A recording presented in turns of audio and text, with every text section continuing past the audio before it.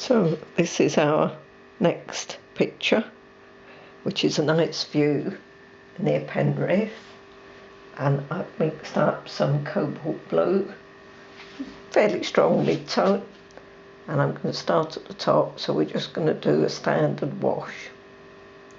So I'm going to start by going across. I think there's a little bit of grease on my paper, so but just keep going. I'm going to go across where the tree is.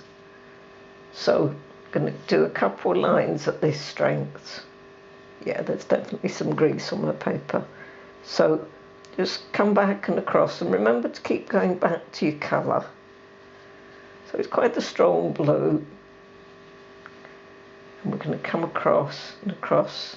Like I say, remember to keep going back to your tone. Don't overstretch the paint, so go back to your paint. It's more important to keep that paint wet.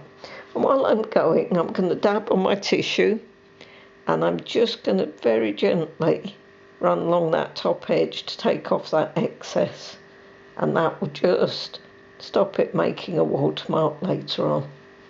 And then I can come back to where I am. And this tone gets slightly lighter as we go down. So I'm going to dip into my water, put some water near to my cobalt blue, and then do a line with that let down mix. Come across. I've drawn it with slightly more shape in the hills than they actually have. And the next line I'm going to do is just with water.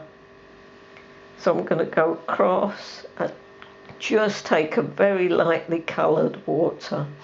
And because the tree is in silhouette, I'm going across the tree. And then here, I'm going to be careful along my hillsides, the Pennine line.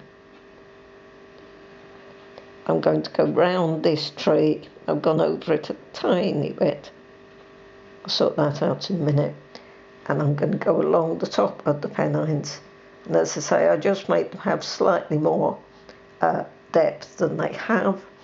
Dab on my tissue, and at this stage, just lightly run. You'll know when to come off because you'll see the paint beginning to pool around the end of the brush. That means it can't take in any more paint. And then what we don't want later on is a line going through this tree. So even though this tree is in silhouette, if there were bright greens on this tree, I would have left white patches, and in fact I could have done at this point.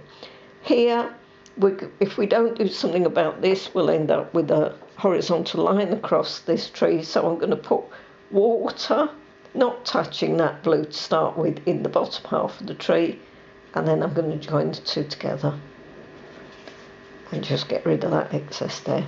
And what that will mean is that blue will blur, and it won't form a definite edge. If you left it, when you put the dark tone on of the tree, you'd always see that there'd been an undercolour there. This way you're not going to see that. And because I did go over that tree in the middle slightly, I'm going to squeeze the brush out. Remember, if you squeeze your brush, you take all the paint off where you're touching. So I could just neaten up round that tree.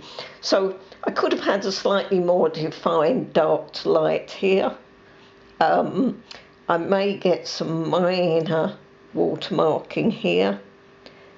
Main thing is don't touch it. If you need it to go darker later, you can go over it again, but don't touch it while it's drying or you will get watermarks. And that's your first bit with cobalt blue.